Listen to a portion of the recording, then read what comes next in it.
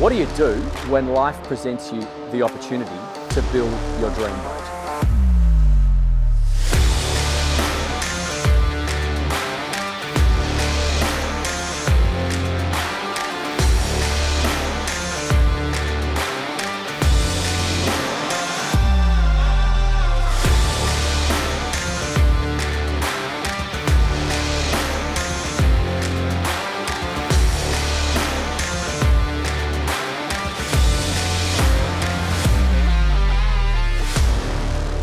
You build this. So you take inspiration from a B-2 stealth bomber, a couple of V8 Mans, 1,200 horsepower and jet drives, and you make it go 50 knots. That's what you do, ladies and gentlemen. This is the, I'm going to try and get this right, the Centouno Navi. Marco, help me. Centouno Navi. I'm terrible at languages. I do apologize, guys. I'm not trying to butcher the Italian language. This thing is absolutely amazing. And I think for a lot of you guys who've had special boats before, a lot of you guys who write to me and have had fast boats and unique boats, and you're looking for the ultimate machine, well then this is going to be something that's going to be of interest to you. So in this video, we're going to do quite a detailed tour. And then of course, if you're seriously interested, we're going driving. This thing cruises at 50 knots. So ladies, if you miss your lunch booking at Portofino, go to Monaco and you'll still make it for lunch. That's what you could do on a thing like this. It is so much fun. And gents, what I want to sort of convey to you in this video, if you haven't driven jet drives, which I had not, this was my first experience operating a jet drive, the takeaway is the smoothness that it provides compared to your IPSs, compared to your outboards even. It's lower vibrations, it's smoother through the water, and it's lower noise. It feels like a more refined experience. So if you've got a high performance car and you enjoy stepping your way up through the range and you're looking for something, obviously the looks, you can't deny it, this thing's bloody gorgeous. That's why I wanted to come here. But the driving experience is absolutely incredible. So what we have out the back here is a beautiful, big, huge fixed swim platform, but we do have the possibility to drop down wings on either side and expand this whole space to make it, it feels like it's double the size. Technically it's probably not, but it's absolutely incredible from a lunching perspective. Before I get there, these two hatches, one here and one here, that is for deployment of life rafts. We've obviously got the sexy cleats just here. They've got the name embossed into them as well. And these holes on starboard and port, just here, that's for a carbon fiber drop-in pole, so we can bathe the whole back of the boat in shade. But this roof, it's really, really cleverly designed, both aerodynamically and from a practical perspective for protection. So Americans and Aussies looking at this, it's actually a really, really good design. Obviously, the kind of person who buys this wants something super special, so it's not going to be for everyone, but it's just worth pointing that out. Got a swim shower here, town water connection here, and then I'll just show you what's happening here. So we've got a few options for your enjoyment. When you're in go fast mode, you're probably going to have the seats like this. This table can actually also be part of the floor, so it will electrically lower and become flush with the floor. So you can have it like so, if people want to sit out here and go fast, because the acceleration and the turns on this boat, it's not like what you've experienced with an IPS or with outboards. It smoothly goes through those turns at an incredible rate of speed, but because we don't have rudders in the water, it doesn't really want to kick in so much that it throws people off the sun lounge. It's quite enjoyable, it's aggressive, but it's safe, is what I'm trying to convey to you. So basically what happens here, these seats will all turn into one huge big sun lounge. So both wings will drop down, the table will lower, the seats lower, and then the sun lounges fold out with another cushion that goes in the middle. So it turns into a ginormous baking space, and you could have 16 people on decks here, no problems, because you just have all this, you know, movable space to enjoy yourself. So come up, let's get into the shade, and I'll point out a couple other bits and pieces that's going on. Underneath me, you can see in the teak just here, this is the engine hatch. We'll do that later in the video, but that comes up, we operate it on, I'm pretty sure we operate it on the port side just here, and that's how you get access into the engines and the drives. And you also, which you definitely need here in Europe, you can operate the passerelle. So not only is it the passerelle for boarding at the dock, it's also for getting in and out of the water. So you only do things in a stylish manner on this boat. It's proper deployed stairs with a handrail. You actually walk out of the water, no clambering in an awkward fashion to get up on the boat on this thing. So on this side, this is where we operate all these benches up and down, and we also operate the port and starboard wings. There's a safety just there, and they go out on either side. So that's all done on the starboard side, and that's over there on the port side. Coming in to the protection of the roof, it starts just here. So these lounges here are in the sun unless you deploy the sunshade, and everything forward is protected. But once again, this is multifunctional. So I have day access into the engine room there. That's mechanical access, which we just spoke about. But right now, just feel this space. This is actually in the small space setup. So I got loads of room just here. This table is maneuverable. It'll actually swing around to different directions to cater for people for eating. But both of these seats are on tracks. They will actually, there you go. There's one right there. They'll do that. And so will this one. I'm not going to do this one because I'm going to take you up to the bow. And so it then expands the beam, and then you've got a bit more of a dance floor if that's necessary.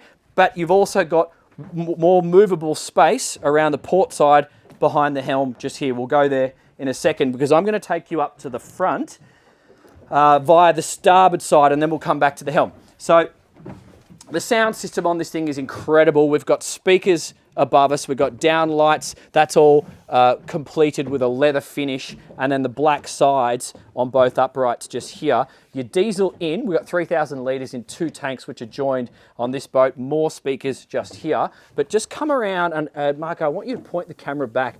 Guys, if you're into stealth design, this is super cool. That is the engine air intake, designed both aerodynamically, and it's been designed to suck the air in. It's actually got a system that will separate any water that goes in there, so only air is coming into the engine bay. It's been done professionally. The other thing about this roof, it's been designed with aerodynamics in mind. So when we were belting along at 51 knots, this thing will do 56 knots.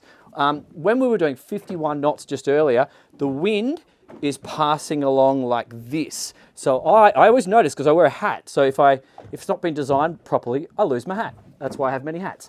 But no problems, just there, no problems at those seats. You could even sit on this seat forward and you're not going to have any issues with your hats or your hair. So it's pretty cool when someone goes down to those fine details and they think about everything, because that's been carried forward as well. This sun lounge has also been aerodynamically designed. There's actually downforce placed on these cushions at speed. You know how annoying it is when the cushions are doing these ones when you're belting along? That's been allowed for in this boat. There is a bolt rope forward, so they're not going to go anywhere. But when we were doing those speeds, and that'll be evident on my drone pics, the sun lounge stays in position. How cool is that? So I think come around and let me just point out some of this design of the windscreen before I get forward to the bow, because I absolutely love this. This was genuinely inspired by the B-2 stealth bomber. I think that is so cool. Any of you aviation buffs, that is awesome. So that's the design element that's going on here. I think that's a signature piece of this boat. I've never seen anything that carries these sorts of lines with it. We've got stainless steel windscreen wipers, and then we go over onto the hardtop roof there. I absolutely would not be putting surfboards or anything like that on a boat like this. It's too gorgeous to be cluttering it up with toys like that. Put them downstairs if that's important to you. I've got some deck lights going around on either side of the teak just there. We've got our pop-up cleats just there and there. And then we take ourselves forward. So you guys come around here and just have a look with me.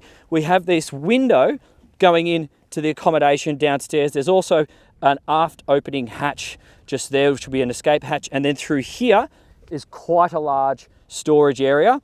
And then all our mooring has been hidden. So we've got access to the cleats. You've got these beautiful big stainless steel fair leads here and here.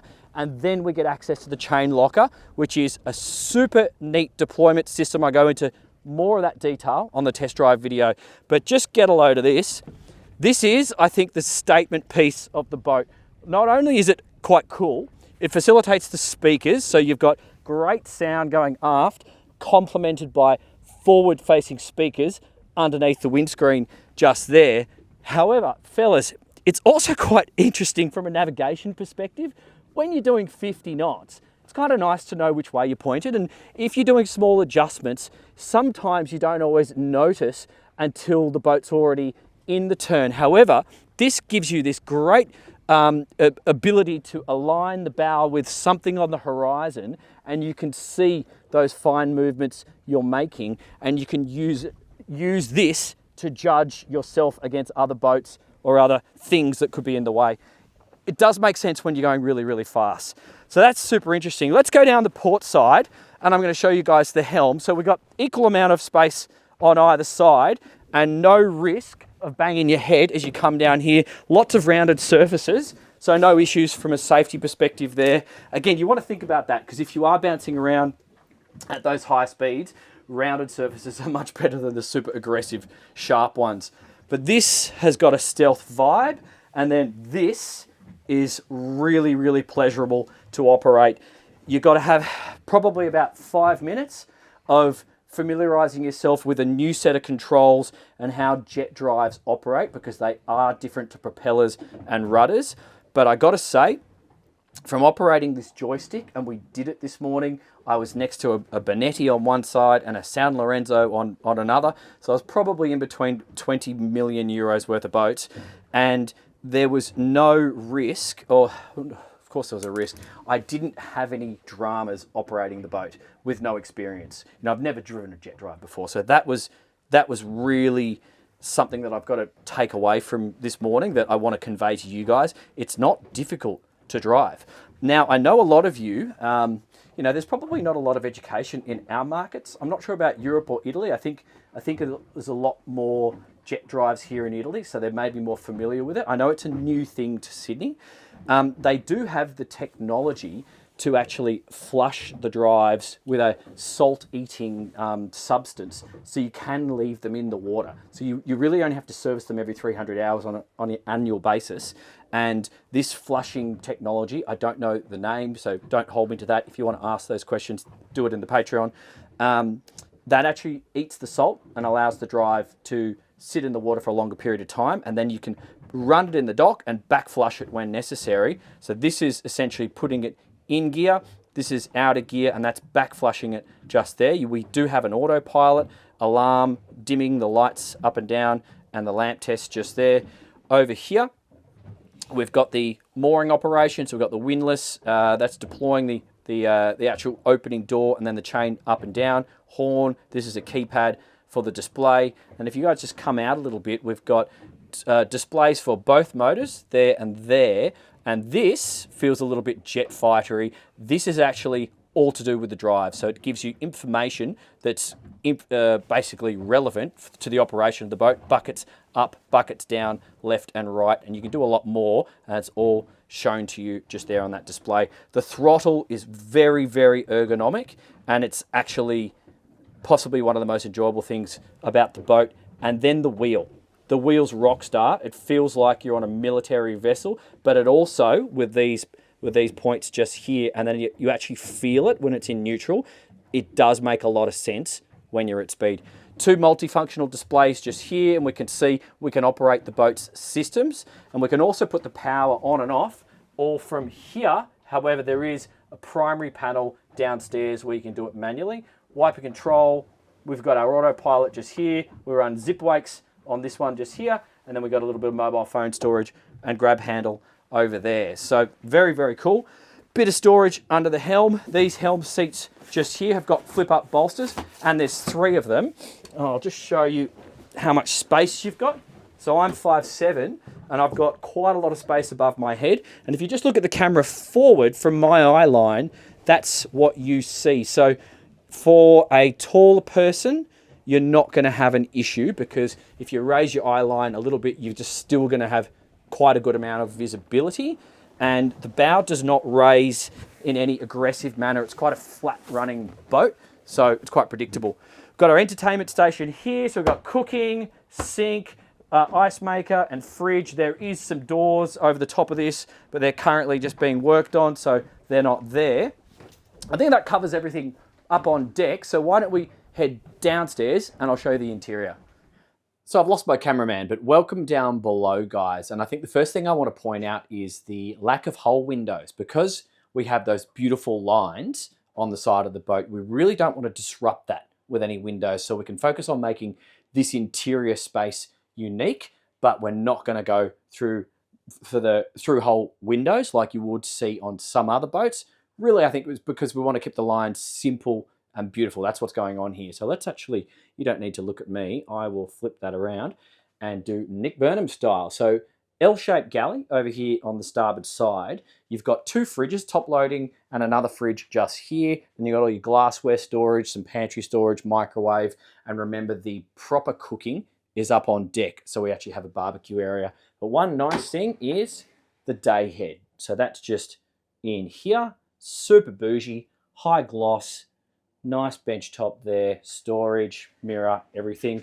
You've got the companionway stairs, finished again in high gloss with carpet in between. And then through that black door there is a kind of a guest cabin, multifunctional space.